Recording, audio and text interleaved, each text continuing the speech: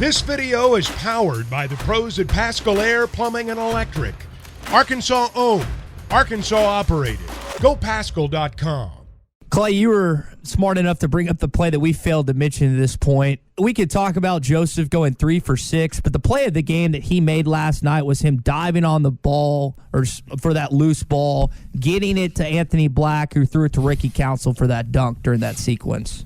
Yeah, and if you go back to maybe a month ago, I think 2 straight games people were asking about Pinion. You know, it's like he got in and made a 3 or did something where you say, okay, there's what his talent is. And Eric Musselman mentioned this, says, I got to see a little bit more of him on the floor. I want him going after loose balls, battling for rebounds. Well, you saw that last night, and I think you've seen kind of the evolution of a player, that he's got something else besides just to be able to spot up and shoot.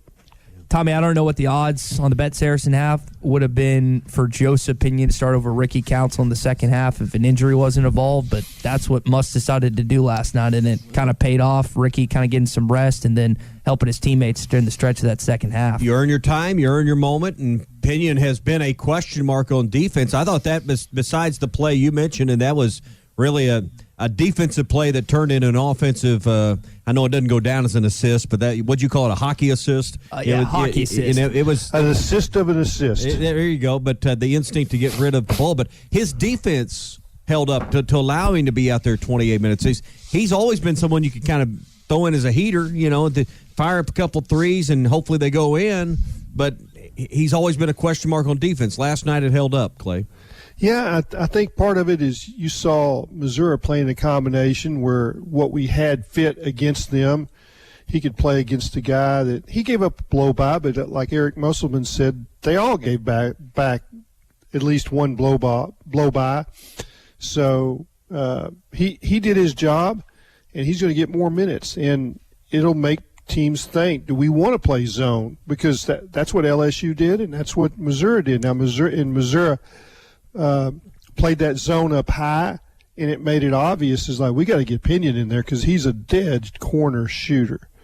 And I think that there's some guys that you'd bet on to make a layup, and there's some guys that you'd bet on to make a dunk. I think that's a guy that you bet on to make that corner shooter. He's going to make it. And Muss kind of said that last night. Joseph Pinion really changed our look offensively against that particular zone because he flattened it out by being a threat in the corner and then knocking shots down. It wasn't just about like him hitting those 3 threes. Tommy, it was his presence that Missouri, Clay's talking about them pushing that zone up higher. Mm-hmm. When they had to come down and be aware of him, that opened it up for Kamani. It opened it up for Devo, Anthony, Walsh, Anthony all those Black guys. I mean, had a couple of shots in that scene. That little floater, that little push shot, those wouldn't have been open, I don't think, if they hadn't been sucked in on Pinion in the corner at times. So do you get the team out of the zone by shooting the 3 in the perimeter ball, or do you do it by bringing your post offense a little bit higher and opening up some stuff for low post game? I mean, there's different ways to attack the zone. I think you do both. Yeah, there's different ways to attack it, but they opened up some creases last night that I thought the in-game adjustments probably get glossed over because it's hard to articulate exactly what Muss did, but those were some of the in-game, not wait till halftime, late first half adjustments that paid off big time for this team. Yeah, I think that's true. And the basically they played with more effort and they played smarter and they diffused Missouri's pressure. Quit turning it over. They started getting better shots. They were moving the ball pretty good in the first half, but it didn't look like they ever got a shot they wanted. And there were about 3 possessions where you can throw it around and kind of probe it a little bit. It's like, all right, that's a shot. That's a shot. Somebody got to shoot it. Yeah. And I bet if you went back and analyzed a lot of those half-court possessions, how many times did they take a shot in that first 15 minutes that the shot clock was inside 5? I think they had 2 shot clock violations. I know 1. I think maybe 2. But the other point is sometimes you're just settling for a bad shot.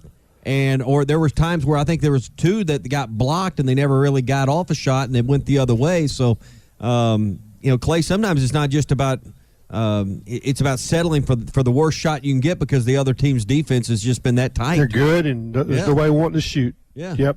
Yeah, they went through a bad shooting game at LSU, and they're like, okay, we're going to wait for the best shot. Yeah, sometimes that's you've waited long enough. Norman Dell, we're going to pass the ball how many times, men? Golly. Yeah. My team is on the floor. I haven't watched that in a while. Here's a stat that I think will be in Arkansas's favor a good chunk of the way if teams keep zoning you. That's offensive rebounds and second chance points, both of which you won last night. You had 15 last night. You've got Jordan Walsh, Mekhi Mitchell, Kamani Johnson, even Anthony Black at times who crashed the glass, and they crashed it hard. In zones, a lot harder to box out your man. And I think you saw last night, and hopefully you'll see in these coming games, when teams do zone Arkansas, there's going to be a lot of offensive rebound opportunity based off those zones. Unless somebody punishes them on transition. And let some guys out. And here's the thing about going and sending that many guys to the glass: you better get the rebound, and you better not foul. Yeah, because they, with Jordan Walsh. Now his fouls didn't come on the glass. He had one out there right in front of the bench that Muss did not like at all. Yeah, Kamani is prone to just shove somebody too. Yeah, he got shoulder checked. He got shoulder checked in the Missouri bench. He was diving. I'll tell you what about Kamani, Clay, and I think it was Matt that texted in earlier. I think we underappreciate his leadership. We always talk about his hustle plays, his tenacity, but I thought Devo was close getting teed up last night. I mean, he had the altercation at first when him and the other Mizzou guard pushed. BetOnline remains your number one source for all your sports betting this season. Everything from the NFL and bowl season to esports. You'll find the latest odds, team matchup info, player news, and game trends at BetOnline. BetOnline features live betting, free contests, and live scores for almost any sport or game imaginable. We're the fastest and easiest way to bet on all your favorite leagues and events. Head to betonline.ag to join and receive a 50% welcome bonus on your first deposit. Make sure to use the promo code BELIEVE to receive your rewards. That's BLEAV.